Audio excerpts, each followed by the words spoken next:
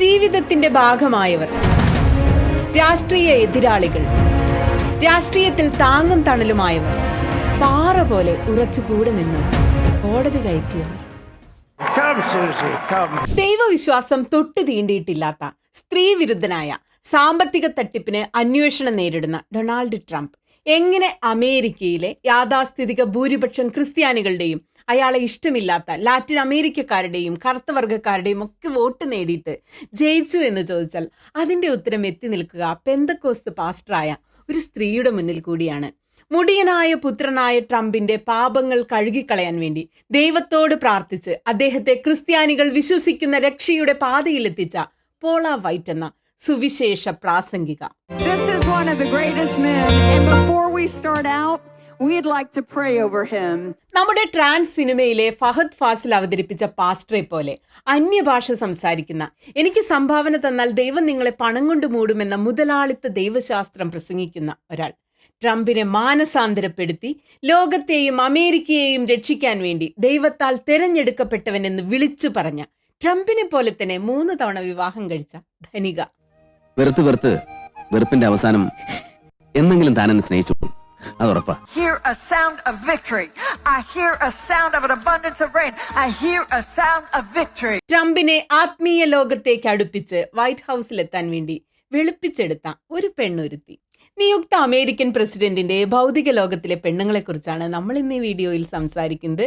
ട്രംപിന്റെ വിഹാര കേന്ദ്രങ്ങളായ മാൻഹാട്ടനും വാഷിംഗ്ടണും ഫ്ലോറിഡയും ഒക്കെ അറുത്തറിയാവുന്ന ഒരാളാണ് ഇന്ന് നമ്മുടെ അതിഥി. നമസ്കാരം. ഇന്നത്തെ നമ്മളുടെ അതിഥി 24 ന്യൂസ് ചാനലിന്റെ ഹെഡ് ഓഫ് US ഓപ്പറേഷൻസ് മധു കൊട്ടാരക്കരയാണ്. അദ്ദേഹം എഞ്ചിനീയർ ആണ്, ബിസിനസ്സുകാരനാണ്, അമേരിക്കയിൽ ദീർഘകാലമായിട്ട് താമസിക്കുകയാണ്. ഞങ്ങൾ കുറെ കാലമായിട്ട് ഇങ്ങനെ രാഷ്ട്രീയം പറയാറുണ്ട്. അപ്പൊ ഇലക്ഷന്റെ സമയത്തൊക്കെ ചർച്ച നടത്തുമ്പോൾ അദ്ദേഹം എപ്പോഴും പറയും, ഈ ബൈഡനൊക്കെ പ്രസിഡന്റ് ആയി വരുന്നത് ഇനി വാർത്തകൾ കുറവായിരിക്കും വാർത്തകളെ സംബന്ധിച്ചെന്ന് പറയും. കാരണം USA അമേരിക്കയിലെ വാർത്തകൾ മുഴുവൻ എടുത്ത് 24 കൊടുക്കുകയാണല്ലോ പണി. അങ്ങനെ ട്രംപ് പ്രസിഡന്റ് ആയിട്ടുണ്ട്, ഹാപ്പി ആണോ നമുക്ക് ചോദിക്കാം. ട്രംപ് പ്രസിഡന്റ് ആയപ്പോ വാർത്തകൾ ഇഷ്ടം പോലെയാണോ? ഹാപ്പി ആയോ? സുനിത, ഒരു മാധ്യമ പ്രവർത്തകൻ എന്നുള്ള നിലയിൽ ട്രംപ് എല്ലാ ദിവസവും നമുക്ക് വേണ്ടിയ കണ്ടന്റ് തരും. ആ കണ്ടന്റ് എന്ന് പറയുന്നത് എപ്പോഴും ആൾക്കാർക്ക് അത് കേൾക്കാൻ ഒരു രസമുള്ള കണ്ടന്റ് ആയിരിക്കും. അതിപ്പം കോവിഡിന്റെ സമയത്താണെങ്കിൽ പോലും ഒക്കെ അദ്ദേഹം പറഞ്ഞ പല പരാമർശങ്ങളും വലിയ വിവാദമായി. തന്നെയല്ല, അതിന്റെയൊക്കെ തുടർ സ്റ്റോറീസ് ഒക്കെ നമുക്ക് ഒരുപാട് ചെയ്യാനും പറ്റും. അന്ന് പറഞ്ഞതൊക്കെ ഇപ്പോഴും ആൾക്കാർ അത് കോട്ട് ചെയ്ത് പറയുന്നുണ്ട്. പക്ഷെ നമ്മളിപ്പോ ഈ അമേരിക്കൻ പ്രസിഡന്റുമാരുടെ കാര്യങ്ങൾ പറയുകയാണെന്നുണ്ടെങ്കിൽ ജോർജ് ബുഷ് അല്ലെങ്കിൽ ക്ലിന്റൺ ഇവരുടെയൊക്കെ സമയത്ത് ഇവർ നടത്തുന്ന പ്രസ്താവന ഈ ലോക പോലീസ് എന്നൊക്കെ പറയപ്പെടുന്ന അമേരിക്കയുടെ തലവന്മാരായിട്ടിരിക്കും ഭയങ്കര സ്ട്രോങ് സ്റ്റേറ്റ്മെന്റ് ആയിരുന്നു. പക്ഷെ കഴിഞ്ഞ 4 കൊല്ലം ജോ ബൈഡന്റേതായിട്ട് പറയാനുള്ള ഒരു സ്റ്റേറ്റ്മെന്റ് പോലും ഇല്ല. ഇപ്പൊ ജോർജ് ബുഷിന്റെ വേൾഡ് ട്രേഡ് സെന്റർ തകർന്നു വീണപ്പോൾ ആ കൂമ്പാരത്തിന്റെ മുന്നിൽ നിന്നുകൊണ്ട് ഒരു ഫയർ ഫൈറ്ററിന്റെ തോളത്ത് കൈവച്ചുകൊണ്ട് പറയുന്നുണ്ട്,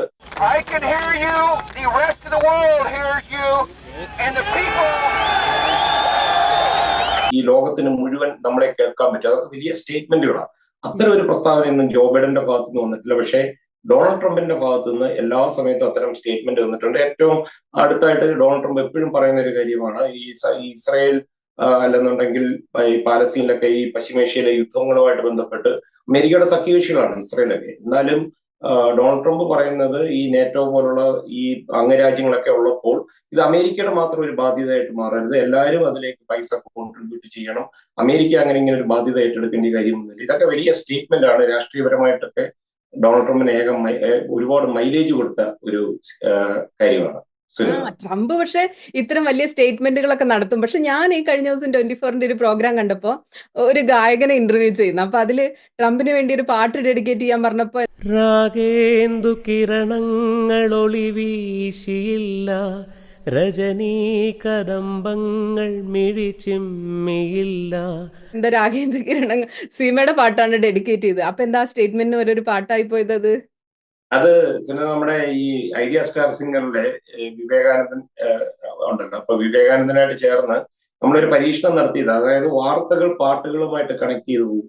അപ്പൊ ഈ വാഷിംഗ്ടണിൽ അന്ന് ഈ രാഷ്ട്രീയ ചൂടിൽ ഇങ്ങനെ തിളച്ചു മറിയുന്ന സമയത്താണ് ഞാനും വിവേകാനന്ദനോട് വാഷിംഗ്ടണിൽ വെച്ച് കണ്ടുമുട്ടുന്നത്. അപ്പം നമ്മളെ നോട്ട് വോട്ട് ഇങ്ങനെയൊക്കെയുള്ള പാട്ടുകൾ വന്നപ്പോൾ ഡൊണാൾഡ് ട്രംപിനെ പറ്റി ചോദിച്ചു. അപ്പൊ എനിക്കൊരു കുസൃതി തോന്നി. അപ്പൊ നമ്മുടെ ആൾക്കാർക്ക് പെട്ടെന്ന് റിലേറ്റ് ചെയ്യാൻ പറ്റുന്നതായത് കൊണ്ട് ഈ പറഞ്ഞ രാഗേന്ദ്ര കിരണങ്ങൾ എന്നുള്ള ഒരു പാട്ട് പെട്ടെന്ന് തോന്നി, അതൊന്ന് പാടാമോ എന്ന് ചോദിക്കുകയും ചെയ്തു. അതുമാത്രമല്ല, ഇത് ഡൊണാൾഡ് ട്രംപ് ശരിക്കും കേൾക്കുവാണെന്നുണ്ടെങ്കിൽ അദ്ദേഹം ഇത് എൻജോയ് ചെയ്യും. അദ്ദേഹത്തിനെ ഒരിക്കലും നമ്മൾ ട്രോൾ ചെയ്തതായിട്ടോ അല്ലെങ്കിൽ കളിയാക്കിയതായിട്ടോ അതൊന്നും അങ്ങനെ മൈൻഡാക്കുന്ന ഒരാളല്ല ഡൊണാൾഡ് ട്രംപ്, അല്ലെങ്കിൽ അദ്ദേഹത്തെ പിന്തുണയ്ക്കുന്നവരും. അപ്പൊ അതുകൊണ്ട് തന്നെ നമുക്ക് ധൈര്യമായിട്ട് ഇങ്ങനെയൊക്കെയുള്ള കാര്യങ്ങൾ പറയാൻ പറ്റും. ട്രംപിന്റെ ജീവിതത്തിൽ ഒരുപാട് സ്ത്രീകളുണ്ടെന്നും ഈ പാട്ട് അദ്ദേഹമായിട്ടൊക്കെ കണക്ട് ചെയ്തു പോകുന്നതാണെന്നും ഒക്കെ എല്ലാവർക്കും അറിയാം. എങ്ങനെയാ അദ്ദേഹത്തിന്റെ ജീവിതത്തിൽ സ്ത്രീകളെ കാണുന്നത്? ട്രംപിന്റെ ഈ ജീവിതം നമ്മൾ പരിശോധിക്കുകയാണെങ്കിൽ ഈ ജീവിതത്തിന്റെ താളുകളിൽ ഒന്നിടവിട്ടൊക്കെ ഏതെങ്കിലുമൊക്കെ സ്ത്രീകളുമായിട്ട് ബന്ധപ്പെട്ടുള്ള വഴക്കുകൾ, അടിപിടി, പിന്നെ മാന്തിപ്പറിക്കല്, അതുപോലെ തന്നെ ട്രംപിനെ ചേർത്ത് പിടിച്ച ഒരുപാട് സ്ത്രീകളുണ്ട്, ട്രംപിനെ സ്വാധീനിച്ച സ്ത്രീകളുണ്ട്.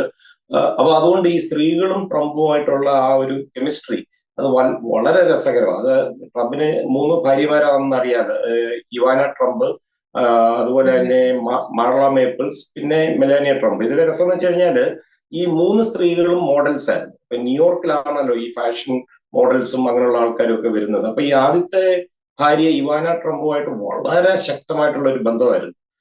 നമ്മൾ ആരും കൊതിച്ചു പോകും അങ്ങനത്തെ ഒരു ബന്ധം. അത്ര അവര് തമ്മിലുള്ള അടുപ്പം അത്ര സ്ട്രോങ് ആയിരുന്നു. തന്നെയല്ല, ഇവര് തമ്മിൽ ഉള്ള ബന്ധം തുടങ്ങുന്നത് കാനഡയിൽ നിന്ന് ന്യൂയോർക്കിലെ ഈ ഫാഷൻ പരേഡിൽ പങ്കെടുക്കാനായിട്ടാണ് ഇവാന ട്രംപ് വരുന്നത്. ഇവാന ട്രംപ് വരുമ്പോൾ suddenly there is a hand on my shoulder and I turn around and there is this very good looking guy, tall, blonde, all American, and he said, hello, my name is Donald Trump.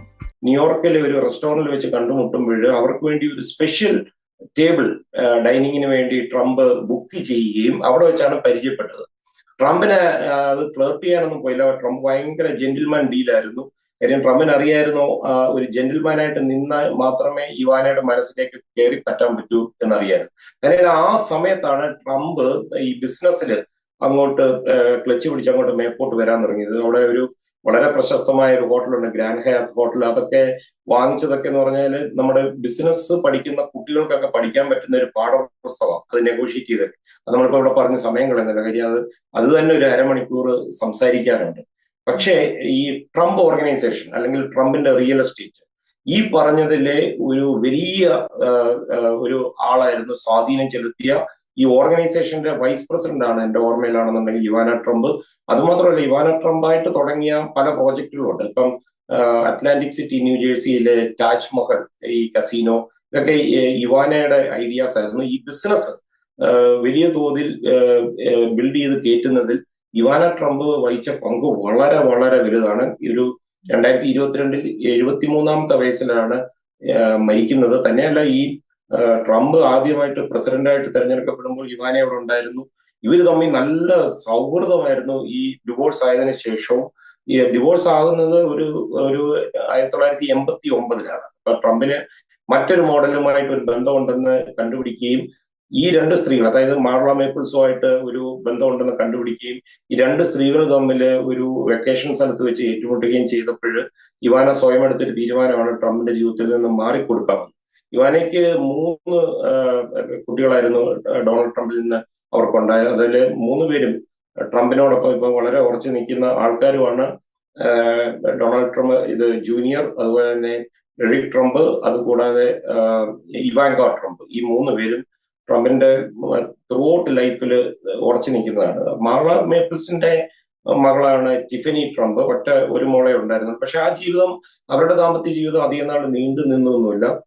Tiffany ട്രംപിനെ പറ്റി പറയുകയാണെന്നുണ്ടെങ്കിൽ white ഹൗസിൽ വെച്ചാണ് ഈ Tiffany ട്രംപിന്റെ engagement നടക്കുന്നത്. അത് white ഹൗസിലൊക്കെ വെച്ച് അങ്ങനെ ഒരു എൻഗേജ്മെന്റ് നടക്കുക എന്നൊക്കെ പറയുമ്പോൾ വലിയൊരു സംഭവമല്ല, എന്ത് രസമാണ് അത് കാണാനൊക്കെ. പക്ഷെ എനിക്ക് ഏറ്റവും ഇഷ്ടപ്പെട്ടത് ഈ ടിഫനി ട്രംപിന്റെ കല്യാണവുമായി ബന്ധപ്പെട്ട് കല്യാണ തലേന്ന് ഇതിന്റെ റിഹേഴ്സലൊക്കെ നടക്കുമല്ലോ, ഡിന്നർ. അപ്പൊ അന്ന് ഇവരും ഈ ടിഫനിയുടെ അമ്മ ഈ മാർല മേപ്പിൾസും ഇപ്പോഴത്തെ വൈഫും മെലാനിയ ട്രംപും ഡൊണാൾഡ് ട്രംപും കൂടെ നടുക്ക് നിൽക്കുന്ന ഒരു പടമുണ്ട്. അത് കാണേണ്ട ഒരു കാഴ്ച. ഒന്നാലോചിച്ച് നോക്കിയാൽ ആദ്യം മുൻ ഭാര്യയും ഇപ്പോഴത്തെ ഭാര്യയും ട്രംപിനുണ്ടായ മകളുടെ കല്യാണത്തിന് വേണ്ടി ഒന്നിക്കുന്നത്. അതാണ് മനസ്സിൽ മായാതെ നിൽക്കുന്നത്. അപ്പം ഇതാണ് ഈ 3 ഭാര്യമാരുമായിട്ടുള്ള ഡൊണാൾഡ് ട്രംപിന്റെ ബന്ധം. ഈ 3 പേരും തന്നെയല്ല, മെലാനിയ ട്രംപും മോഡലായിരുന്നല്ലോ. അപ്പൊ ട്രംപുമായിട്ട് എത്രയോ വർഷമായിട്ടുള്ള ബന്ധം. 1997ലാണ് മെലാനിയ ട്രംപിനെ കാണുന്നത്. 2005 എന്റെ ഓർമ്മ ശരിയാണ് കല്യാണം കഴിക്കുന്നത്. ഇത്രയും വർഷം. പിന്നെ ഇതിലെ വേറൊരു കാര്യമുണ്ട് സുനിത, ഈ 3 ഭാര്യമാരുമായിട്ടും ഒരു ഉഭയകക്ഷി അല്ല ഉഭയകക്ഷി എന്നല്ല, ഒരു പ്രത്യേക ടൈപ്പിലുള്ള ഒരു വിവാഹ ഉടമ്പടിയുണ്ട്. അതായത് ട്രംപിന്റെ എല്ലാ സ്വത്തുക്കളും ഒന്നും ഇവർക്ക് ക്ലെയിം ചെയ്യാനൊന്നും പറ്റത്തില്ല. അപ്പം അത് വളരെ ഡിഫൈൻഡ് ആയിട്ട് എഴുതി വെച്ചിട്ടുണ്ട്. ഡിവോഴ്സിലേക്ക് പോവുകയാണെങ്കിൽ ഇത്രയൊക്കെ കിട്ടൂ. അങ്ങനെയൊക്കെ ആ ഒരു ബിസിനസ്സുകാരന്റെ എല്ലാവിധ കാര്യങ്ങളും ഇതാക്കിക്കൊണ്ട് തന്നെയാണ് ഡൊണാൾഡ് ട്രംപ് ഈ വിവാഹത്തിലൊക്കെ ഏർപ്പെട്ടത്. ട്രംപിന് 3 ഭാര്യമാരുണ്ടായിരുന്നു, കുറെ മക്കളുണ്ടായിരുന്നു. ഇതിൽ ഏതെങ്കിലും ഭാര്യയോട് ട്രംപിന് ഒരു പ്രത്യേക ഇഷ്ടം അടുപ്പം ഉണ്ടായിരുന്നോ? സുനിത, ഈ ഒബാമയുടെ പിന്നില് അല്ലെങ്കിൽ ഒബാമയെ രൂപപ്പെടുത്തിയെടുത്തതിൽ മിഷേൽ ഒബാമയ്ക്ക് വലിയൊരു പങ്കുണ്ടായിരുന്നു. കാര്യം കോളേജിൽ പഠിക്കുന്ന സമയം മുതൽ തന്നെ ഗോള് സെറ്റ് ചെയ്ത് കൊടുക്കും. അപ്പൊ അവിടെ റീച്ച് ചെയ്യുമ്പോൾ അടുത്ത ഗോൾ അങ്ങനെയാണ് കൊണ്ടുവന്നത്. പ്രത്യേകിച്ച് ഒബാമയുടെ പ്രസംഗങ്ങളൊക്കെ വളരെ പ്രശസ്തമാണ്. ഇത്ര നന്നായിട്ട് പ്രസംഗിക്കുന്നവരാണ് കണ്ടിട്ടില്ല. അതിൽ മിഷേൽ ഒബാമയ്ക്ക് വലിയ ഒരു പങ്കുണ്ട്. ട്രംപ് എന്ന് പറയുന്ന ഒരു ബിസിനസ്സുകാരൻ, ട്രംപിന്റെ ഫാദർ വലിയ ബിസിനസ്സുകാരനാണെങ്കിലും വളരെ സമർത്ഥമായിട്ട് രീതിയിൽ ചില നീക്കങ്ങളൊക്കെ ന്യൂയോർക്കിൽ നടത്തിയതിന്റെ പിന്നിൽ ഇവാന ട്രംപിന് വലിയൊരു പങ്കുണ്ടെന്നാണ് പറയപ്പെടുന്നത്. അപ്പൊ ഇവാന ട്രംപുമായിട്ട് വളരെ അടുപ്പമാണ്. ഇപ്പൊ മെലനിയ ട്രംപുമായിട്ട് നമ്മൾ പലപ്പോഴും പബ്ലിക്കായിട്ട് കാണുന്നില്ലെങ്കിലും ഒരു ലോങ് റിലേഷൻ ആയിരുന്നു. 1997 മുതൽ ഇപ്പൊ 2024 വരെയും മെലാനിയ ട്രംപ് ഡൊണാൾഡ് ട്രംപിനോടൊപ്പം ഉണ്ട്. പക്ഷേ ഈ 2022 ഇവാന ട്രംപ് 73 വയസ്സുള്ളപ്പോൾ മരിച്ചു വന്നത്. അപ്പം ആലോചിക്കേണ്ടത്, ട്രംപ് പ്രസിഡന്റ് ആകുമ്പോൾ അത് കാണാൻ വന്ന ഒരു മുൻ ഭാര്യയാണ് ഇവാന ട്രംപ്. ഭയങ്കര സുന്ദരിയായിരുന്നു ഇവാന ട്രംപ്. അപ്പൊ ഇവാന ട്രംപ് മരിച്ചപ്പോഴ് ട്രംപിന്റെ ഏറ്റവും അടുത്ത ഒരു സുഹൃത്ത് പറഞ്ഞത്, ട്രംപ് ബാങ്ക്രപ്റ്റ് വന്നിട്ടുണ്ട്, മറ്റ് പല പ്രശ്നങ്ങൾ വന്നിട്ടുണ്ട്, ട്രംപ് ഭയങ്കര ധൈര്യശാലി. നമ്മൾ കണ്ടതാണ് ഈ പെൻസിൽവേനിയയിലെ വെടിവെപ്പിലും ഒക്കെ മുഷ്ടി ചുരുട്ടി പോകുന്ന കാഴ്ച. അത്രമേൽ അങ്ങനത്തെ ഒരു പേഴ്സണാലിറ്റിയാണ് ട്രംപ്. അങ്ങനെ പതറുന്ന ഒരാളല്ല. പക്ഷെ ഇവാന ട്രംപ് മരിച്ചപ്പോഴ് ട്രംപ് വല്ലാതെ പതറിപ്പോയെന്നാണ് പറയുന്നത്. അത്രമേൽ സ്വാധീനം ഇവാന ട്രംപിന്റെ ജീവിതത്തിൽ ഉണ്ടായിരുന്നു. അവര് ഡിവോഴ്സ് ആയെങ്കിൽ പോലും. ഇതിപ്പോ നമ്മൾ നന്നായിട്ട് പോയ ബന്ധങ്ങളെ പറ്റിയാ പറഞ്ഞത്. ഇപ്പൊ ഈ സ്ത്രീകൾക്കാർക്കും പ്രശ്നം ഉണ്ടായിരുന്നില്ല, അവരൊപ്പം നിന്ന് ഫോട്ടോ എടുത്തു, നല്ല രീതിയിൽ ഹാപ്പി ആയിട്ട് ട്രംപ് മുന്നോട്ട് പോയി. പക്ഷെ ട്രംപിനെതിരെ കേസ് കൊടുത്ത ഒരുപാട് സ്ത്രീകളുണ്ടല്ലോ, പണം നൽകി, ലൈംഗികാരോപണങ്ങൾ. അങ്ങനെയുള്ള ഒരുപാട് കേസുകളുണ്ട്. അതില് ട്രംപിനെ ശരിക്കും ട്രംപ് വളർന്നത് മുഴുവൻ ന്യൂയോർക്ക് നഗരത്തിലാണ്. പക്ഷെ ട്രംപിനെ ഈ 2ാം ടേമില് വരാതിരിക്കാൻ വേണ്ടി നിയമക്കുരുക്കിൽ പിടിച്ചിടാൻ നോക്കിയത് ന്യൂയോർക്കിലെ കേസുകളാണ് പ്രധാനമായിട്ടും. അതിലെ പ്രധാനപ്പെട്ട 2 കേസുകളാണ് ഈ ജീൻ കാരോളുമായിട്ടും അതുപോലെ സ്റ്റോമി ഡാനിയൽസുമായിട്ടുള്ള ഹഷ്മണി കേസും. ശരിക്കും ഞാൻ ഉൾപ്പെടെയുള്ള അല്ലെങ്കിൽ അമേരിക്കൻ ജനത എല്ലാം വിചാരിച്ചതാണ് ട്രംപ് അതിൽ പെട്ടുപോയത്. ഒരുപക്ഷെ ട്രംപ് പിടിക്കപ്പെടുന്നതിന്റെ അറ്റത്ത് വരെ എത്തിയിട്ടാണ് ട്രംപ് അവിടുന്ന് ഈ തെരഞ്ഞെടുപ്പ് പ്രചരണത്തിലേക്ക് വളരെ ശക്തമായിട്ട് തിരിച്ചുവിടുകയും ആ കേസുകളെല്ലാം അതിനെ സ്റ്റേ വാങ്ങിക്കുകയോ അല്ലെന്നുണ്ടെങ്കിൽ അത് നീട്ടിവെക്കുകയോ അങ്ങനെയൊക്കെയുള്ള രീതിയിലേക്ക് കൊണ്ടുവരികയൊക്കെ ചെയ്തിട്ടാണ് അമേരിക്കൻ പ്രസിഡന്റായിട്ട് വരുന്നത്. അപ്പൊ ഈ 2 കേസുകളാണ് ട്രംപ് ഈ കുറ്റാരോപിതനായിട്ട് വന്നിരിക്കുന്നത്. സ്റ്റോമി ഡാനിയൽസിന്റെ ഈ ജീൻ കാരോളിന്റെ ഒരു ഡിപ്പാർട്ട്മെന്റ് സ്റ്റോറിൽ വെച്ച് അവരെ കയറി പിടിച്ചു എന്നുള്ളതാണ് കേസ്. സ്റ്റോമി ഡാനിയൽസിന്റെ നമുക്ക് എല്ലാവർക്കും അറിയാവുന്നത് ഈ ഹഷ്മണി കേസ്, അവരുമായിട്ടുള്ള ഈ ബന്ധം പുറത്തു പറയാതിരിക്കാൻ വേണ്ടി 2016 ക്യാമ്പിലാണ്, ആ ക്യാമ്പയിന്റെ സമയത്താണ് അങ്ങനെ ഒരു ഡീല് വരുന്നത്. അപ്പൊ അന്ന് ഈ സ്റ്റോമി ഡാനിയൽസിന് ഇത് ഒതുക്കാൻ വേണ്ടി ട്രംപിന്റെ വക്കീൽ വഴി പൈസ കൊടുത്തു എന്നാണ് കുറ്റം. അപ്പം ഈ വക്കീലിന് കൊടുത്തിട്ട് വക്കീലാണ് സ്റ്റോമി ഡാനിയൽസിന് പൈസ കൊടുത്തത്. അപ്പൊ ട്രംപ് അതിനെ ചോദിക്കുന്ന ഒരു രസകരമായ ഒരു ചോദ്യമുണ്ട്. അതായത് ഈ അക്കൗണ്ട്സ് ഒക്കെ എഴുതുന്ന ക്വിക്ക് ബുക്സിൽ ഹഷ്മണി എന്ന് പറയുന്ന ഒരു കാറ്റഗറി ഇല്ല. നമുക്ക് വേറെ കാറ്റഗറി ഒക്കെ ഉണ്ട്, പെയിന്റ് അടിക്കാം, അതിന് കൊടുത്തു ഇതിന് കൊടുത്തു എന്ന് പറഞ്ഞ്. അപ്പം ഇങ്ങനത്തെ ഹഷ്മണി എന്ന് പറഞ്ഞ ഒരു കാറ്റഗറി ഇല്ലെങ്കിൽ പിന്നെ എങ്ങനെയാണ് അത് ബുക്ക് ചെയ്യുന്നത്? പിന്നെ വക്കീലിന് പൈസ കൊടുത്തത് അത് പെയിന്റ് അടിച്ചെന്ന് പറഞ്ഞ് കൊടുക്കാൻ പറ്റത്തില്ലല്ലോ. വക്കീലിന് കൊടുത്തപ്പോൾ ലീഗൽ ഫീസ് എന്ന് പറഞ്ഞാണ് അത് അക്കൗണ്ട് ചെയ്തത്. അത്ര നിസ്സാരവൽക്കരിച്ചാണ് ട്രംപ് ഇതിനെല്ലാം കണ്ടത്. ഇത് കണ്ടു നിൽക്കുന്നവർക്കാണ് ഭയം. പക്ഷെ ട്രംപിനെ സംബന്ധിച്ചതും ഒരു വിഷയമായിട്ട് അത് എടുത്തിട്ടേ ഇല്ല. ഇക്കഴിഞ്ഞ ദിവസം 24ന്റെ ഏറ്റവും ലേറ്റസ്റ്റ് എപ്പിസോഡിൽ കണ്ട രസമുള്ളൊരു വീഡിയോ ആയിരുന്നു ട്രംപ് സൂസി എന്ന് വിളിക്കുന്ന ഒരു വീഡിയോ. ഞാനത് എത്ര പ്രാവശ്യം കണ്ടിട്ടുണ്ടെന്ന് എനിക്ക് തന്നെ അറിയില്ല. Susie, come here. Come here, Susie. Chris, come here, Chris. Susie likes to stay sort of in the back, let me tell you. അപ്പൊ രാഷ്ട്രീയത്തില് അദ്ദേഹത്തിനൊപ്പം ഭയങ്കര പാറപുറച്ച് നിന്ന സ്ത്രീകളും അദ്ദേഹത്തിന്റെ വളർച്ചയ്ക്ക് ഹെൽപ്പ് ചെയ്തവരൊക്കെ ഉണ്ടല്ലോ. അദ്ദേഹം റെസ്പെക്ട് ചെയ്യുന്ന സ്ത്രീകളും ഉണ്ടല്ലേ? സുനിത, ഇത് എന്റെ കോളേജ് ഗ്രൂപ്പിലും ഒക്കെ ഒരുപാട് ആൾക്കാർ ഈ വീഡിയോ നമ്മളിത് ചെയ്തു കഴിഞ്ഞിട്ട് വിളിച്ചായിരുന്നു. അതിനകത്ത് ഒരു രസം തോന്നുന്നത്, നമ്മുടെ ഒരു മലയാളീകരിച്ച രീതിയിലായിരുന്നു ട്രംപ് ആ സ്റ്റേജിൽ ഇരുന്ന് വിളിക്കുന്നത്. സൂസി സൂസി സൂസി ഒരു ചായ എടുത്തുകൊണ്ട് വന്നേ എന്ന് പറയുന്ന അത്ര ഒരു ലാഘവത്തോടു കൂടി. പക്ഷെ സൂസി വെയിൽസ് എന്ന് പറയുന്ന സ്ത്രീ എനിക്ക് ഏറെ ബഹുമാനമുള്ള ഒരു സ്ത്രീയാണ്. കാര്യം ഭയങ്കര കരുത്തുള്ള ഒരു സ്ത്രീയാണ്. ഈ തെരഞ്ഞെടുപ്പ് പ്രചരണമായിട്ട് ബന്ധപ്പെട്ട് ഒരു 4 പതിറ്റാണ്ടിലേറെ അവർക്ക് ഈ പരിചയമുണ്ട്. റെയ്ഗന്റെ കാലം മുതലാണ് ഇവര് ഈ തെരഞ്ഞെടുപ്പിനകത്ത് പല തെരഞ്ഞെടുപ്പുകളുടെയും ചുക്കാൻ പിടിക്കുന്നത്. ട്രംപ് അവരെ ഹയർ ചെയ്യുകയാണ്. അവര് ട്രംപിന്റെ പുറകിൽ പാറ പോലെ ഉറച്ചു നിന്ന ഒരു സ്ത്രീയാണ്. അവരെപ്പോഴും ഈ തെരഞ്ഞെടുപ്പിനാണോ അതോ കഴിഞ്ഞ തെരഞ്ഞെടുപ്പിനെ വന്നോ? ട്രംപിന് 2003 തെരഞ്ഞെടുപ്പിലും ട്രംപിനോടൊപ്പം 2016, 2020 ഇപ്പോഴും ഉണ്ട്. അപ്പൊ സൂസിയുടെ നമുക്കറിയാലോ, ഇപ്പൊ ഒരാൾ ജയിച്ചു കഴിഞ്ഞാല് ഈ കയ്യാലപ്പുറത്തിരിക്കുന്നവരെല്ലാം ചാടി ഇറങ്ങും. എന്നിട്ട് എല്ലാരും അത് ക്ലെയിം ചെയ്യും, ഞങ്ങളെല്ലാം ഒരുമിച്ചാണ് ട്രംപിനെ ജയിപ്പിച്ചത്. അതിപ്പം ഇവിടെ ആയാലും നാട്ടിലായാലും നമുക്ക് ആ സമയത്ത് കൂടെ കൂടുന്ന ഒരുപാട് പേരെ കാണാൻ പറ്റും. പക്ഷെ സൂസി അങ്ങനെയല്ല. സൂസി എപ്പോഴും പിന്നാമ്പുറത്തേക്കും. അന്ന് ഈ പാം ബീച്ച് കൺവെൻഷൻ സെന്ററിൽ ഈ വിക്ടറി പാർട്ടി നടക്കുമ്പോൾ ഡൊണാൾഡ് ട്രംപ് സൂസി വരാൻ പറയുന്ന ഉടനെ സൂസി മുന്നോട്ട് മടിച്ചാ വരുന്നത്. 2 വാക്ക് സംസാരിക്കാൻ പറയുന്ന ഉടനെ സംസാരിക്കാതെ കൂടെ നിന്ന ആളുടെ മൈക്ക് കൊടുത്തിട്ട് പുറകോട്ട് പോകും. അങ്ങനെ എത്ര പേരുണ്ട്? തീർച്ചയായിട്ടും സൂസിക്ക് അവകാശപ്പെടുന്ന ഒരു തെരഞ്ഞെടുപ്പ് വിജയം തന്നെ ആയിട്ട് പോലും അതിനകത്തൊരു മിതത്വം പാലിക്കുക. പിന്നെ നമ്മൾ ഈ സൂസിയെ പറ്റി അന്വേഷിക്കുകയാണെങ്കിൽ ട്രംപിന്റെ പ്ലെയിനെ നമ്മൾ തമാശ രൂപേണ പറയും ട്രംപ് ഫോഴ്സ് 1, എയർഫോഴ്സ് 1 പോലെ. ഈ പ്ലെയിനിൽ എപ്പോഴും സൂസിയുണ്ട്. അതായത് ഡൊണാൾഡ് ട്രംപിന് പെട്ടെന്ന് ചൂടാകും, ദേഷ്യപ്പെടും. അതുപോലെ തന്നെ ഡൊണാൾഡ് ട്രംപിനെ പറ്റി പറഞ്ഞു കേൾക്കുന്നത്, ഇപ്പൊ അവസാനം ഞാനാ പോയി ട്രംപിനോട് സംസാരിക്കുന്നെങ്കിൽ എന്നോടൊരു താല്പര്യമോ അല്ലെങ്കിൽ എനിക്ക് സ്വാധീനിക്കാൻ പറ്റുന്ന അതിനനുസരിച്ച് തീരുമാനങ്ങൾ ഒരുപക്ഷെ മാറ്റുന്ന ഒരാളാണ് ട്രംപ്. പക്ഷെ ഈ ആള് പോയി കഴിക്കാൻ സൂസി കൃത്യമായിട്ട് ഇടപെടും. ഈ പണിയൊന്നും അവിടെ നടക്കത്തുമില്ല. അപ്പം പക്വത വന്ന ഒരു ഡൊണാൾഡ് ട്രംപിനെയാണ് ഈ 2024 തെരഞ്ഞെടുപ്പ് കണ്ടത്. അതിന്റെ ഫുൾ ക്രെഡിറ്റ് സൂസിക്ക് കൊടുക്കണം. കാര്യം ഈ പ്ലെയിനിലെ യാത്രയിലാണ് സൂസി ഡൊണാൾഡ് ട്രംപിനെ പാകപ്പെടുത്തിയെടുക്കുന്നത് ഓരോ സ്ഥലത്തും. അപ്പൊ അതാണ് സൂസിയുടെ ഒരു നിർണായക റോള്. ഇത് കൂടാതെ ട്രംപിന്റെ ന്യൂയോർക്കിലെ ഈ പെൺവിഷയവുമായിട്ട് ബന്ധപ്പെട്ടുള്ള കേസുകളും ഒക്കെ കൈകാര്യം ചെയ്തത് എന്റെ അയൽവാസിയായ ഒരു വക്കീലാണ്. നല്ല സുന്ദരിയാട്ടോ, അലീന സാദ് ഹബ്ബ എന്നാണ് അവരുടെ പേര്. 40 വയസ്സാണെന്ന് തോന്നുന്നു അവരുടെ ലോ ഫേമിന്. അപ്പൊ അവരാണ് ട്രംപിന് വേണ്ടി ശക്തമായിട്ട് വാദിച്ചത്. ട്രംപിന്റെ ഗോൾഫ് കോഴ്സ് വെസ്റ്റ്മിനിസ്റ്റർ എന്ന് പറഞ്ഞ ന്യൂജേഴ്സി എന്ന് പറഞ്ഞ സ്ഥലത്ത് അവിടുത്തെ ഒരു ലോ ഫേമാണ്. ഇവര് തമ്മിൽ എങ്ങനെയാണ് പരിചയപ്പെട്ടതെന്ന് അറിയത്തില്ല. പക്ഷേ ഇവർക്കെന്തോ ഡൊണാൾഡ് ട്രംപിനോട് ഈ ഒരു അറ്റോർണി എന്നുള്ളതിന് അപ്പുറമായിട്ട് ഒരു ആരാധനയൊക്കെ തോന്നിയത് കൊണ്ടായിരിക്കും ട്രംപിന്റെ ക്യാമ്പയിനിലെ ഒരു പ്രധാന ആളായിരുന്നു Aleena.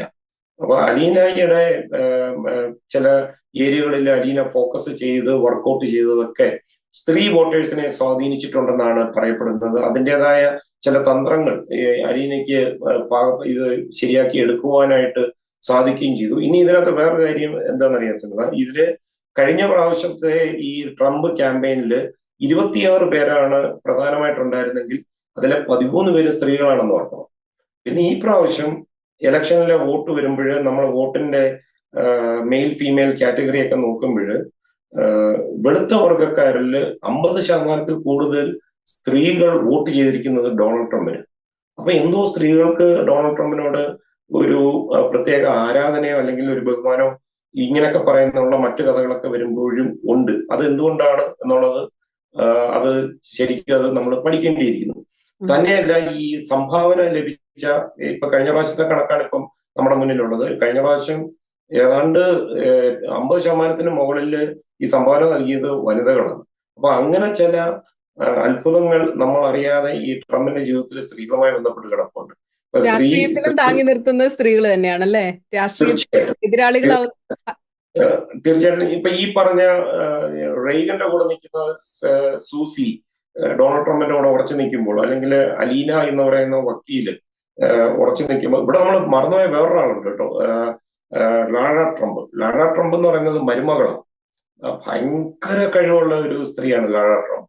It's my father-in-law, President Donald Trump. Hello, Laura. Thank you for എന്ന് വെച്ച് കഴിഞ്ഞാൽ നമ്മുടെ ഒരു പ്രിയങ്ക ഗാന്ധിയുടെ ഒക്കെ ഒരു ടൈപ്പ് അങ്ങനത്തെ ഒരു കരിസ്മ അല്ലെങ്കിൽ ആ രീതിയിൽ ആൾക്കാരെ സ്വാധീനിക്കാൻ കഴിവുള്ളതും, എന്നാൽ ഈ ഈ സ്റ്റീൽ ദ ഷോ അങ്ങനെയുള്ള പരിപാടികളൊന്നുമില്ല.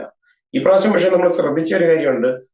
മകൾ ഇവാങ്ക ട്രംപും അതുപോലെ മെലാനിയ ട്രംപും ഈ തെരഞ്ഞെടുപ്പ് പ്രചരണത്തിൽ നിന്ന് എന്തുകൊണ്ടോ അവരെ മാറ്റി നിർത്തിയിരുന്നു.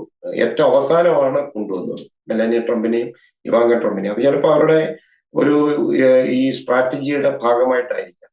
പക്ഷെ ഈ ലാറ ട്രംപിന്റെ എടുത്ത് പറയണം, ഒരു മരുമകളായിട്ട് പോലും ഈ ഫാദർ ഇൻ ലോയ്ക്ക് വേണ്ടി മുൻനിരയിൽ നിന്ന് ഫൈറ്റ് ചെയ്യുക എന്നൊക്കെ പറയുമ്പോൾ അവർ തമ്മിൽ വളരെ ശക്തമായിട്ടൊരു ബോണ്ടിങ് ഉണ്ടായിരിക്കും. പക്ഷെ ട്രംപിനെതിരെ ഇപ്പൊ മത്സരിച്ച കമല ഹാരിസ് ആണ്, തൊട്ടു മുമ്പ് ഹിലരി ക്ലിന്റൺ. അങ്ങനെ ശക്തരായ സ്ത്രീകളെ എതിരെ നിന്ന് മത്സരിക്കുന്നുണ്ട് രാഷ്ട്രീയത്തില്.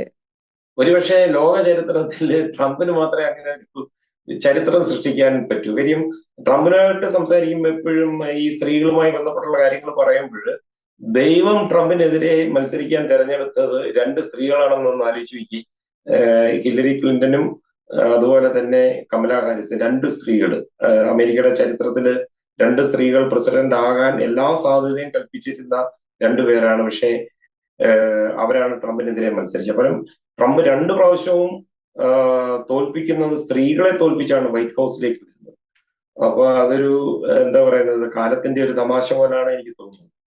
സ്ത്രീകളായതുകൊണ്ടാണോ ട്രംപ് 2 തവണയും ജയിച്ചത് എന്ന് പറയാൻ പറ്റത്തില്ല. പക്ഷേ സാധാരണ രീതിയിൽ നമ്മള് ഒരു സ്ത്രീകൾ വരുമ്പോൾ ഒരു മിതത്വം ഒക്കെ പാലിക്കുമല്ലോ. പക്ഷെ ട്രംപ് ചെയ്തിട്ടില്ല. ട്രംപ് എന്തൊക്കെയാ പറഞ്ഞത്, അവസാന നിമിഷം വരെ ട്രംപ് അറ്റാക്ക് ചെയ്താണ്. ഈ ഒരു ഇലക്ഷന് 48 മണിക്കൂർ മുന്നേ കമലാ ഹാരിസ് ട്രംപ് എന്നുള്ള വാക്ക് ഉച്ചരിച്ചിട്ടില്ല. പക്ഷേ പ്രസംഗം അവസാനിക്കുമ്പോഴും കമലാ ഹാരിസിനെ അതിരൂക്ഷമായിട്ട് വിമർശിച്ചും കളിയാക്കിക്കൊണ്ടും, ഒരു ഘട്ടത്തിൽ കമലാ ഹാരിസ് കമ്മ്യൂണിസ്റ്റ് മാർക്സിസ്റ്റ് പാരമ്പര്യമുള്ളതാണ്. ഏറ്റവും അവസാനത്തെ തെരഞ്ഞെടുപ്പ് റാലികളിൽ പറഞ്ഞു, ഞാൻ കമല എന്നേ വിളിക്കൂ, കമലാ ഹാരിസ് എന്ന് വിളിക്കത്തില്ല, ഹാരിസ് ആരാണ് ആർക്കും അറിയത്തില്ല. അങ്ങനെ ഉപയോഗിക്കാൻ പറ്റാത്ത പല പദപ്രയോഗം. സ്ത്രീ വിരുദ്ധതയ്ക്ക് പേര് കേട്ട ആളാണ് ട്രംപ്. ട്രംപിനെതിരെ ഹില്ലരി ക്ലിന്റൺ മത്സരിക്കുമ്പോൾ വലിയ രീതിയിൽ ജയത്തിനോട് അടുത്തുള്ള പ്രൊജക്ഷൻ ഒക്കെ ഉണ്ടായിരുന്നു. വലിയ ക്യാമ്പയിൻ അവർ നടത്തിയിരുന്നു. അതേപോലെ ഹില്ലരി ക്ലിന്റന്റെ ഭർത്താവാണെങ്കിൽ ക്ലിന്റൺ 2 പ്രാവശ്യം പ്രസിഡന്റ് ആയിരുന്ന ആളാണ്. ഹില്ലരി ക്ലിന്റൺ എന്തുകൊണ്ടും അമേരിക്കയുടെ പ്രസിഡന്റ് ആകാൻ യോഗ്യത ഉണ്ടായിരുന്ന ആളാണ്.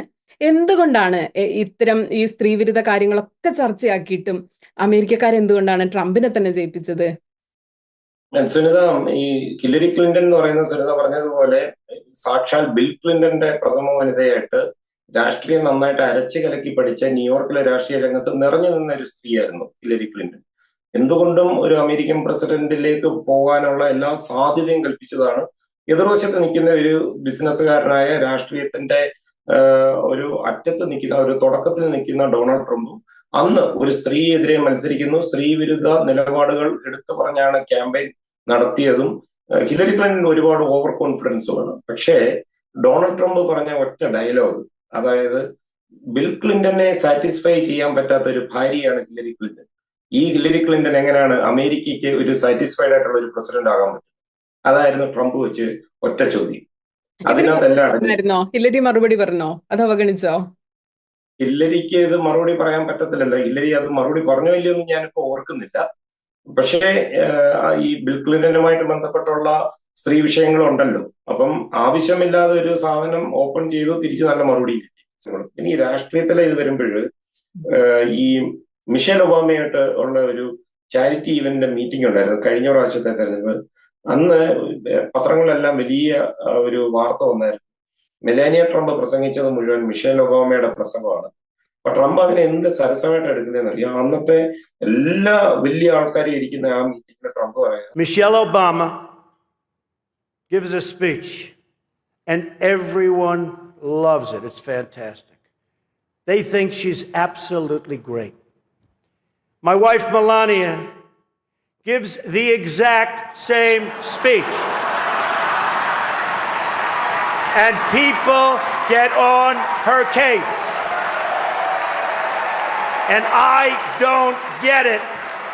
I don't know why. And it wasn't her fault. Stand up, Melania. Come on. She took a lot of abuse. ഒബാമയുടെ ഭാര്യ ആയതുകൊണ്ടായിരിക്കും മിഷേൽ ഒബാമ പ്രസംഗിച്ചപ്പം എല്ലാവരും ഭയങ്കര കൈയടി. എന്റെ ഭാര്യ അതേ പ്രസംഗം തന്നെ വള്ളി പുള്ളി വിടാതെ പറഞ്ഞിട്ട് നിങ്ങളെല്ലാം അതിനെ ക്രിറ്റിസൈസ് ചെയ്യാം, എന്റെ ഭാര്യ എന്ത് ചെയ്തു എന്ന് പറഞ്ഞാണ് ട്രംപ് അത് ട്രംപിനെയും കൊണ്ടേ അത് പറ്റൂ. കോപ്പിയടിയിൽ എത്ര മനോഹരമായിട്ട് അതിനെ മറികടന്ന് വേറെ അത് മാത്രമല്ല സുനിത, എനിക്ക് വേറൊരു അത്ഭുതം തോന്നിയത് ഈ മക്കളെയൊക്കെ പ്രൈസ് ചെയ്ത് സംസാരിക്കുമ്പോൾ അതൊരു പിതാവാണോ സംസാരിക്കുന്നതെന്ന് തോന്നത്തില്ല, ആ രീതിയിൽ സംസാരിക്കുന്നത്. ഇവാങ്ക ട്രംപിനെ പറ്റി പറഞ്ഞതൊക്കെ നമ്മൾ വായിച്ചു നോക്കിയാൽ മതി. ഒരു ഘട്ടത്തില് ഡൊണാൾഡ് ട്രംപ് പറയാ, എന്റെ ചെറുപ്പകാലത്തെങ്ങാണായിരുന്നു ഇവളെന്റെ മോളും അല്ലായിരുന്നെങ്കിൽ ഞാൻ തീർച്ചയായിട്ടും ഇവളെ ഡേറ്റ് ചെയ്തേനെന്നാണ്. അത്ര അങ്ങനെയാണ് മകളെ പറ്റിയുള്ള സൗന്ദര്യം ഒരു പിതാവ് വർണ്ണിക്കുന്നത്. അപ്പൊ അത് വളരെ രസകരമായിട്ടൊരു കാര്യം. പിന്നെ ഇതിനകത്ത് ഇപ്പൊ നമ്മൾ കമലാ ഹാരിസ് ഒരു ഇന്ത്യൻ വംശജയാണല്ലോ. അപ്പം ട്രംപിന്റെ ഇന്നർ സർക്കിളിൽ ഉണ്ടായിരുന്ന മറ്റൊരു ഇന്ത്യൻ വംശജയായിരുന്നു നിക്കി ഹേലി. നിക്കി ഹേലി ഈ UN അംബാസഡറും ആയിരുന്നു യുണൈറ്റഡ് നേഷൻസിന്റെ. ഇപ്പം ഈ ഒരു തെരഞ്ഞെടുപ്പിലാണ് അവര് തമ്മിൽ തെറ്റിയതും. ട്രംപിനെതിരെ മത്സരിക്കുന്ന രണ്ടുപേരും, ഒന്ന് മലയാളിയായ വിവേക് രാമസ്വാമിയും ഈ പഞ്ചാബ് വേരോട്ടമുള്ള നിക്കി ഹെയ്ലിയും. അപ്പൊ ഈ നിക്കി ഹെയ്ലിയും പണ്ട് ഈ സൂസിയുടെ കാര്യം പറഞ്ഞ പോലെ എയർഫോഴ്സ് വണ്ണില് നിക്കി ഹെയ്ലി ഒരുപാട് യാത്ര ചെയ്യുന്നു എന്നൊക്കെ പറഞ്ഞ് ചില ഗോസിപ്പൊക്കെ വന്നായിരുന്നു. ഡൊണാൾഡ് ട്രംപുമായിട്ട് വളരെ ശക്തമായിട്ട് ഒരു അഫെയർ ഉണ്ടെന്നുള്ള രീതിയിലൊക്കെ പത്രങ്ങളിൽ നിറഞ്ഞു നിൽക്കുകയും പിന്നെ നിക്കി ഹെയ്ലി തന്നെ അത് നിഷേധിക്കുകയും ചെയ്യേണ്ടി വന്നു. പക്ഷേ ഏറ്റവും അവസാനം ഇവര് തമ്മിൽ വളരെ വലിയ തോതിൽ അകന്നു പോവുകയും നിക്കി ഹെയ്ലി ഡൊണാൾഡ് ട്രംപിന്റെ പുതിയ ട്രംപ് 2 അഡ്മിനിസ്ട്രേഷനിൽ വരുമെന്നുള്ള ഒരു അഭ്യൂഹം ഉണ്ടെങ്കിലും ഡൊണാൾഡ് ട്രംപ് ഇന്നലെ പ്രഖ്യാപിച്ചിരിക്കുകയാണ് നിക്കി ഹെയ്ലി ഒരു കാരണവശാലും എടുക്കത്തില്ല. അപ്പൊ നിക്കി ഹെയ്ലി അതിനെ കൗണ്ടർ പറഞ്ഞിട്ടുണ്ട്. അല്ലെങ്കിലും പിന്നെ നിങ്ങളുടെ ക്യാബിനറ്റിലേക്ക് ഞാൻ വരാൻ ഉദ്ദേശിക്കുന്നില്ല, ദയവ് ചെയ്ത് എന്റെ പേര് പരിഗണിക്കരുതെന്ന് ഒരു പരിഹാസ രൂപേണ പറഞ്ഞിട്ടുണ്ട്. അപ്പൊ നിക്കി ഹേലിയുമായിട്ട് ട്രംപിന്റെ പേര് കണക്ട് ചെയ്ത് വന്നിരിക്കുന്നത് അങ്ങനെയാണ്. പിന്നെ ട്രംപിന്റെ എക്കാലത്തെ ശത്രു എന്ന് പറയുന്നത് നേരിട്ട് ഏറ്റുമുട്ടുന്നത് നാൻസി പെലോസി സ്പീക്കർ. അപ്പൊ ട്രംപിന്റെ കഴിഞ്ഞ ഭരണകാലത്തെ പകുതി സമയത്താണ് നാൻസി വരുന്നത്. അപ്പം നാൻസിയെ നമ്മള് എങ്ങനെയാണ് കുറെ കൂടെ മലയാളീകരിച്ച് പറഞ്ഞു കഴിഞ്ഞാൽ നമ്മുടെ ഫിലോമിനയില്ലേ, നമ്മുടെ സിനിമയില് ഗോഡ് ഫാദറിലൊക്കെ വന്ന് ആ ക്യാരക്ടറിന്റെ പേര് എന്തായിരുന്നു സിനിമ ഓർക്കുന്നുണ്ടോ? ഗോഡ് ഫാദറിലോ ആനപ്പാറ അച്ഛമ്മയോ? അത് തന്നെ സംഭവം. അപ്പൊ that the president is an ongoing threat to our national security. ഭയങ്കര പിന്നെ വലിച്ചു കീറി ഭിത്തിയിലൊട്ടിക്കുന്ന രീതിയിലുള്ള ഡയലോഗുകളാണ് ഇവര് തമ്മിൽ. ഒന്ന് ആലോചിച്ച് നോക്കിയേ, അവർക്ക് 83 വയസ്സുണ്ട്. അപ്പം ഈ നാൻസി പെലോസിയുടെ റൂമിലൊക്കെ കയറിയായിരുന്നു. ക്യാപിറ്റൽ ഹിൽ കലാപവുമായി ബന്ധപ്പെട്ട് അവരുടെ റൂം മുഴുവൻ തകർത്ത് ഇവരൊക്കെ ജീവനം കൊണ്ട് ഓടിയ ആൾക്കാരാണ്. പക്ഷേ മിഷിഗണിലാണ് ഡൊണാൾഡ് ട്രംപ് എപ്പോഴും തെരഞ്ഞെടുപ്പ് പ്രചരണം അവസാനിപ്പിക്കുന്നത്. അപ്പൊ ഈ വർഷം അവസാനിപ്പിക്കുമ്പോൾ അതിനൊരു പ്രത്യേകതയുണ്ടായിരുന്നു. ഒരുപക്ഷെ അല്ല, ഡൊണാൾഡ് ട്രംപിന്റെ ജീവിതത്തിലെ ഏറ്റവും അവസാനത്തെ തെരഞ്ഞെടുപ്പ് റാലി ഇനിയില്ലല്ലോ, 2 പ്രാവശ്യം അമേരിക്കൻ പ്രസിഡന്റ് ആകാൻ പറ്റും. അപ്പൊ ആ പ്രസംഗം എങ്ങനെ അവസാനിച്ചെന്നറിയാം, ഈ നാൻസി പെലോസിയെ തെറി വിളിച്ചുകൊണ്ട് 83 വയസ്സുകളിൽ. Crazy Nancy Pelosi's house. Pelosi is a sick woman. She's got Crazy Nancy. You know, she's a mess. Look, Nancy Pelosi is a horrible person.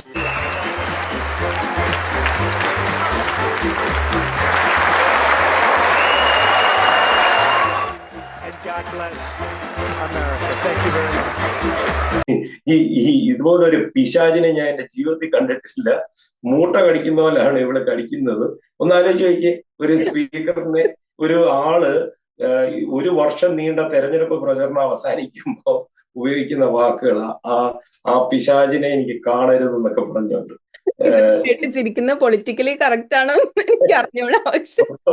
അപ്പൊ നമ്മൾ അതിനെ ആ രീതിയിൽ എടുത്താൽ മതി. അപ്പൊ ഈ നാൻസി പെലോസി ഒരു വലിയ പങ്ക് വഹിച്ചിട്ടുണ്ട് ജോ ബൈഡനെ പുള്ളോട്ട് ചെയ്യിപ്പിക്കാനും കമലാ ഹാരിസിനെ മുന്നോട്ട് കൊണ്ടുവരാൻ. രണ്ടുപേരാ, ഒബാമയും നാൻസി പെലോസിയാണ് ഏറ്റവും കൂടുതൽ സ്വാധീനം ചെലുത്തിയത്. അങ്ങനെയാണ് ഈ പിന്മാറുന്നതിന് അവസാന ദിവസങ്ങളിൽ ഇവരാണ് ജോ ബൈഡനുമായിട്ട് സംസാരിക്കുന്നതും. ഇവരെ ജോ ബൈഡന്റെ വിശ്വസ്തരാണ് ഒബാമയും നാൻസി പെലോസിയും. അതുകൊണ്ട് തന്നെ അവരെയാണ് ഡെമോക്രാറ്റിക് പാർട്ടി ഏൽപ്പിച്ചത് ബൈഡനെ പറഞ്ഞ് ധരിപ്പിക്കണം, ഈ കളി ജയിക്കാൻ പോകുന്നില്ല, ഇപ്പോഴെങ്കിലും മാറിക്കൊടുക്കണം. അങ്ങനെയാണ് കമലാ ഹാരിസിനെ ഇവര് പരസ്യമായിട്ട് സപ്പോർട്ട് ചെയ്യുകയാണ്. ആദ്യം നാൻസി പെലോസിയും പിന്നീട് ഒബാമയെ സപ്പോർട്ട് ചെയ്യുന്നതോടുകൂടിയാണ് കമലാ ഹാരിസിന് ഒരു എതിർ ശബ്ദം ഡെമോക്രാറ്റിക് പാർട്ടിയിൽ നിന്ന് വരാതെ ഒറ്റയ്ക്ക് മുന്നോട്ട് പോകാനായിട്ട് പറ്റിയത്. പക്ഷെ ഇപ്പൊ ഈ ഇലക്ഷൻ കഴിഞ്ഞപ്പോഴ് നാൻസി പെലോസി ബെല്ലും ബ്രേക്കും ഇല്ലാതെ സംസാരിക്കും. നമ്മുടെ PC ജോർജിന്റെ ഒക്കെ കൂട്ട് അതേ ടൈപ്പ് ഓഫ് ടോക്കാണ്. ഇപ്പം ഇന്നലെയും അവർ പറഞ്ഞു ഈ ഇലക്ഷൻ നോക്കാനുള്ള മുഴുവൻ കാരണം ജോ ബൈഡൻ ആണ്. അങ്ങനത്തെ ഒരു ക്യാരക്ടറാണ്. അപ്പൊ ഈ നാൻസി പെലോസിയും ട്രംപുമായിട്ടുള്ള ഫൈറ്റ് നല്ല രസമാണ് കാണാനായിട്ട്. കമലാ ഹാരിസ് കുറച്ചുകൂടെ പോളിഷ്ഡ് ആയിട്ടുള്ള അറ്റാക്കാണ്. പക്ഷേ ഇതാണ് പിന്നെ സുനിത നമ്മൾ 24 ന്യൂസിൽ തന്നെ കണ്ട വേറൊരു ഭയങ്കര ഒരു നല്ല വിഷയമായിരുന്നു വൈസ് പ്രസിഡന്റിന്റെ ഭാര്യ സംസാരിക്കുമ്പോൾ ട്രംപ് ഇരുന്ന് കൈയടിക്കുന്നത്. And why he will make a great vice president of the United States. അതെ, ഉഷ വാൻസ് ഒരു പ്രത്യേക ഒരു പക്വത വന്ന ഒരു ഇന്ത്യൻ വംശജയായിട്ടുള്ള ഒരു സ്ത്രീയായിട്ടാണ് എനിക്ക് തോന്നിയിട്ടുള്ളത്. അപ്പം ട്രംപ് വളരെ നല്ല രീതിയിലാണ് ഉഷ വാൻസിനെ കണ്ടപ്പോഴും സംസാരിച്ചതും അവരൊരു കഴിവുള്ള ഒരു സ്ത്രീയാണെന്നും അത് പരസ്യമായിട്ട് അത് പറയുകയും വളരെ നല്ല രീതിയിലാണ് അവരെ ഇൻട്രൊഡ്യൂസ് ചെയ്യുന്നത്. അതായത് അപ്പം സ്ത്രീകൾ അവർക്ക് ഇങ്ങനൊക്കെ ഒരു പൊതുവേദിയിൽ ആദ്യമായിട്ടല്ലേ ഉഷ വാൻസ് ഒക്കെ വരുന്നത്. അപ്പൊ അവർക്ക് തീർച്ചയായിട്ടും നല്ലൊരു ധൈര്യം ആ ഒരു രീതിയിൽ ഡൊണാൾഡ് ട്രംപ് കൊടുത്തിട്ടുണ്ട്. പിന്നെ ട്രംപ് നല്ല വാക്ക് പറഞ്ഞ മറ്റൊരു സ്ത്രീയാണ് എലോൺ മസ്കിന്റെ അമ്മ. അത് ഞാൻ ചോദിക്കാൻ വരികയായിരുന്നു. ഇപ്പൊ ട്രംപ് ട്രാൻസ്ജെൻഡേഴ്സിനും ജെൻഡർ ജസ്റ്റിസിനും ജെൻഡർ പൊളിറ്റിക്സ് ഇതിനൊക്കെ എതിരായിട്ട് നിൽക്കുകയാണല്ലോ. അപ്പൊ ട്രാൻസ്ജെൻഡേഴ്സും ഈ LGBTQ കമ്മ്യൂണിറ്റിക്കൊക്കെ നല്ല വിരോധമുണ്ട്. അപ്പോൾ മസ്കിന്റെ മകൾക്ക് ട്രംപിനോട് ഒട്ടും താല്പര്യമില്ല, ഈ രാജ്യത്ത് ജീവിക്കാൻ പറ്റില്ല എന്നുള്ള അവസ്ഥയുണ്ട്. അപ്പൊ അതെങ്ങനെയായിരിക്കും ഇലോൺ മസ്കും ട്രംപും തമ്മിലുള്ള ഒരു റിലേഷൻഷിപ്പില് ഒരു പെൺകുട്ടി? മസ്ക് ഉറപ്പായിട്ടും ഈ ട്രംപിനെ സപ്പോർട്ട് ചെയ്യുമ്പോൾ മസ്കിന് അറിയാമല്ലോ അവരുടെ കുടുംബത്തിലുള്ള എന്തെങ്കിലും പ്രശ്നങ്ങളുണ്ടെങ്കിലൊക്കെ അറിയാം. പക്ഷെ ഡൊണാൾഡ് ട്രംപിനോടും അല്ലെങ്കിൽ അതിനപ്പുറത്തെ സ്മാർട്ടാണ് എലോൺ മസ്ക്. അപ്പൊ അതുകൊണ്ട് അതൊരു പ്രശ്നമായിട്ട് വരുമെന്ന് എനിക്ക് തോന്നുന്നില്ല. തന്നെയല്ല, മസ്ക് ഇതിനകത്ത് ഒരു പ്രധാന ഘടകമാണ് ഡൊണാൾഡ് ട്രംപ് ജയിച്ചതിൽ. അതിന്റെ ഗ്രൗണ്ട് വർക്കും കാര്യങ്ങളും ഒക്കെ ചെയ്ത് സ്ട്രാറ്റജിയൊക്കെ മെനയുന്നതിൽ മസ്കിന് ഒരു വലിയ റോളുണ്ട്. ഇതിനകത്ത് ഈ എനിക്കറിയാലോ 7 ചാഞ്ചാട്ട സംസ്ഥാനങ്ങളായിരുന്നു ഉള്ളത്. ഈ Georgia, Michigan, Nevada, Pennsylvania, Arizona, ഇങ്ങനെ. അതിൽ പെൻസിൽവേനിയ വളരെ ക്രിട്ടിക്കലായിരുന്നു. പണ്ട് ജോർജിയ ജയിച്ചാൽ പ്രസിഡന്റ് ആകുമെന്ന് പറയുന്നത് പോലെ ആയിരുന്നു ഈ പ്രാവശ്യം പെൻസിൽവേനിയയിൽ പറ്റിപ്പോയെന്ന് പറഞ്ഞാൽ ലാറ്റിനോ വോട്ടുകൾ ആരുടെ കൂടെ നിൽക്കുമെന്നൊക്കെയുള്ള ഒരു ടെൻഷൻ ഉണ്ടായിരുന്നു. കാര്യം അതിന് ഒരു വംശീയ തമാശ പരാമർശമൊക്കെ ന്യൂയോർക്കിലെ മാഡിസണിലെ റാലിയിലൊക്കെ വന്നതോടുകൂടിയാണ് അങ്ങനെയൊക്കെ സംഭവിച്ചത്.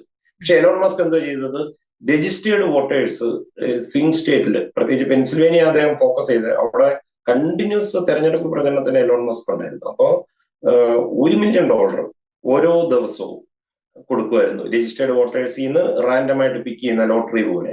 അങ്ങനെ ആ ചെക്ക് ഹാൻഡ് ഓവർ ചെയ്ത് അതിനെതിരെ കോടതി പോയെങ്കിലും കോടതി മസ്കിന്റെ കൂടെ നിന്ന്. പക്ഷെ ഞാൻ പറയാൻ വന്നത്, മസ്കിന്റെ അമ്മയെ പരാമർശിച്ചുകൊണ്ടാണ് ഒരു തെരഞ്ഞെടുപ്പിലെ ഒരു അമേരിക്കയുടെ ഒരു പോരായ്മ ഡൊണാൾഡ് ട്രംപ് എടുത്തു കാണിച്ചത്. ഡൊണാൾഡ് ട്രംപ് പറഞ്ഞ ഈ ഉപയോഗിക്കുന്ന വാക്കുകളൊക്കെ നാടൻ ഭാഷകളാണ്. നമ്മള് നാട്ടിലെ ഗ്രാമീണ ഭാഷ എന്നൊക്കെ പറയുന്നത് പോലെ മസ്കിന്റെ അമ്മ ഭയങ്കര സുന്ദരിയാണ്. She produce smart person Musk. Producer എന്നുള്ള വാക്ക് ഉപയോഗിച്ച്. എന്നിട്ട് പിന്നെ പറയുന്നുണ്ട് ഇത് ഒരാളെ അല്ല വേറെയും നല്ല കുട്ടികളെയൊക്കെ പ്രൊഡ്യൂസ് ചെയ്തിട്ടുണ്ട്. മസ്കിന്റെ അമ്മ ID കാർഡ് ആയിട്ട് വോട്ട് ചെയ്യാൻ ചെന്നപ്പോൾ അവിടെ നിന്ന് ഏജന്റ് പറഞ്ഞു ID കാർഡിന്റെ ഒന്നും ആവശ്യമില്ല, നിങ്ങളൊന്ന് വോട്ട് ചെയ്തിട്ട് പൊയ്ക്കോളാൻ പറഞ്ഞു. പക്ഷെ അതൊരു മെസ്സേജാണ് കൊടുത്തത് എലോൺ മസ്കിന്റെ അമ്മയിലൂടെ. കാരണം ഇത്രയധികം പുരോഗമിച്ച ഒരു രാജ്യത്ത് ID ഇല്ലാതെ വോട്ട് ചെയ്യാൻ പറ്റുമെന്നാണ് തെരഞ്ഞെടുപ്പ് റാലിയിൽ ഇതിനെ കൂട്ടി ചെയ്തുകൊണ്ട് ട്രംപ് പറഞ്ഞത്. പിന്നീടോ മറ്റ് വിട്ടുപോയ ആരെങ്കിലും ഉണ്ടോ സ്ത്രീകളില്? സ്ത്രീകൾ ഇപ്പം ട്രംപിന്റെ ജീവിതവുമായി ബന്ധപ്പെട്ട് ഒരുപാട് സ്ത്രീകളുണ്ട്. പക്ഷെ ഇനിയുള്ള പേരുകളൊക്കെ നമ്മുടെ ഈ ഓഡിയൻസിന് പരിചയമല്ലാത്തത് ആയതുകൊണ്ട് തന്നെയല്ല നമ്മൾ ഇതങ്ങ് നീണ്ടു പോകും. എനിക്ക് തോന്നുന്നു ഇപ്പൊ ഒരു ലിസ്റ്റ് ചെയ്ത് പറഞ്ഞ 4 തരം സ്ത്രീകളെ കുറിച്ച് പറഞ്ഞു. അദ്ദേഹത്തിന്റെ ജീവിതത്തിൽ കൂടെ നിന്ന് ഉറച്ചു നിന്ന സ്ത്രീകൾ, അദ്ദേഹത്തിനെതിരെ കേസ് കൊടുക്കും യുദ്ധവും വഴക്കുമായിട്ട് പോയ സ്ത്രീകള്, രാഷ്ട്രീയത്തിലെ എതിരാളികള്, രാഷ്ട്രീയത്തില് അദ്ദേഹത്തിന്റെ വളർച്ചയ്ക്ക് ഒരു അടിത്തറയിട്ട സ്ത്രീകള്. 4 കാറ്റഗറി ഞാൻ തോന്നുന്നു പറഞ്ഞതല്ലേ? അതെ അതെ അതെ അതെ അതെ.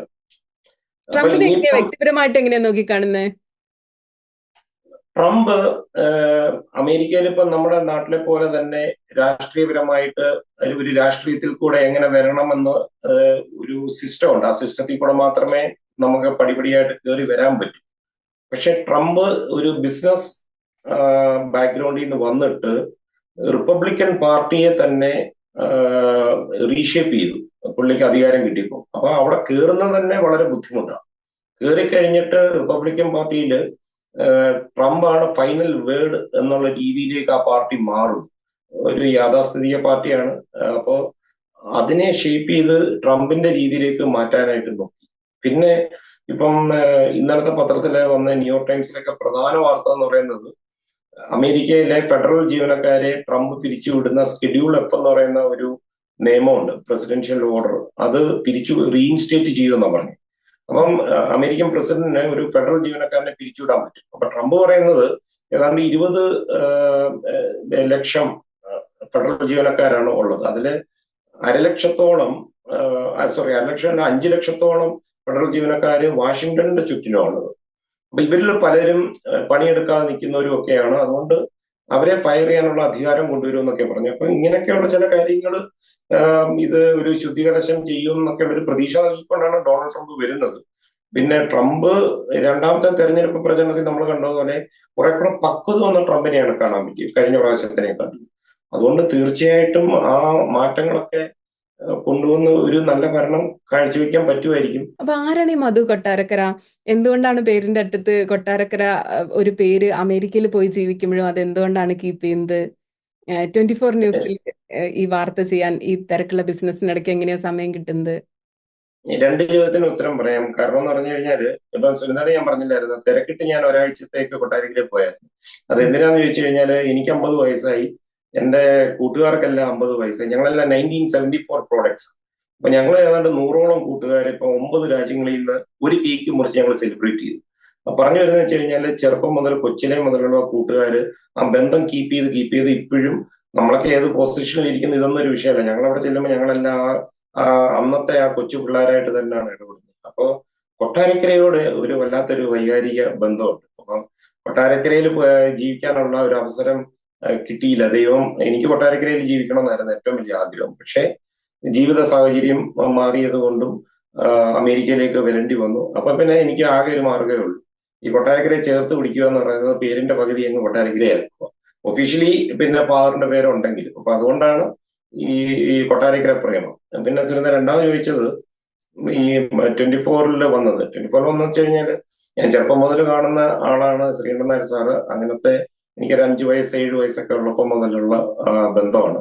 അപ്പൊ അതൊരു ജ്യേഷ്ഠാനുജ ബന്ധം പോലെ വളരെ ശക്തമായിട്ടാണ് അത് ഇപ്പോഴും പോകുന്നത്. അപ്പൊ എന്നെ ഇത് ഏൽപ്പിച്ചിരിക്കുകയാണ് എന്ന് വേണമെങ്കിൽ പറയുന്നത്, കണ്ണിലെ കൃഷ്ണമണി പോലെ നോക്കാം. പക്ഷെ ഇത് എന്നെ ഏറ്റവും കൂടുതൽ ഹെൽപ്പ് ചെയ്തെന്ന് വെച്ച് കഴിഞ്ഞാൽ ഞാൻ ജോലിയിൽ ബിസിനസ്സിൽ നല്ല തിരക്കുള്ള ഒരാളാണ്. പക്ഷേ 24 വന്നിട്ട് നാൻസി പെലോസിനെയും ട്രംപിനെയും പുകഴ്ത്തേം കുറ്റം പറയും ചെയ്യാത്ത സമയത്ത് എന്തൊക്കെയാ ചെയ്യുന്നേ? ഞാന് ന്യൂയോർക്കിലാണ്. എനിക്കൊരു പാർട്ട്ണർ ഉണ്ട്. ഞങ്ങൾ രണ്ടുപേരും കൂടെ ചേർന്നാണ് ഗവൺമെന്റ് വർക്കുകൾ ചെയ്യുന്നത്. നമ്മൾ ന്യൂയോർക്കിലെ സ്കൂളുകൾ, അതുപോലെ എൻവയോൺമെന്റൽ പ്രൊട്ടക്ഷന്, അതുപോലെ പാർക്ക് അതോറിറ്റി, ഇവരുടെയൊക്കെ മെക്കാനിക്കൽ വർക്കുകളാണ് നമ്മൾ ചെയ്യുന്നത്. അതിപ്പോ കുറെ വർഷമായിട്ട് 10-15 വർഷമായിട്ട് ഇത് തന്നെയാണ് ചെയ്തുകൊണ്ടിരിക്കുന്നത്. പിന്നെ ഇതെന്ന് പറയുന്നത് നമ്മള് രാത്രിയാകുമ്പോഴാണല്ലോ അവിടെ ഗുഡ് മോർണിംഗ് ഷോ. അപ്പൊ എല്ലാവിധ പ്രവർത്തനങ്ങൾക്കും എല്ലാവിധ ആശംസകളും.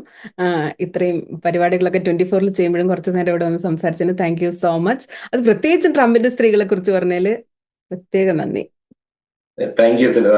നമ്മൾ തമ്മിലുള്ള ആദ്യത്തെ അഭിമുഖമാണ്. ആ തെരഞ്ഞെടുത്ത വിഷയം എനിക്ക് ഇഷ്ടപ്പെട്ടു.